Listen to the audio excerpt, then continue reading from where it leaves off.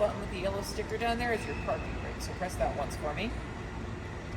Perfect. One more time, just quickly. This one? Yep, the parking brake. There you go.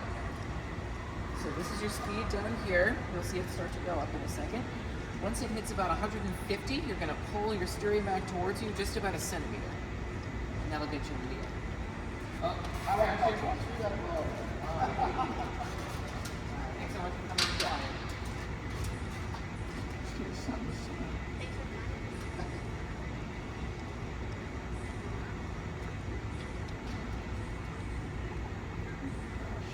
Oh, not steep.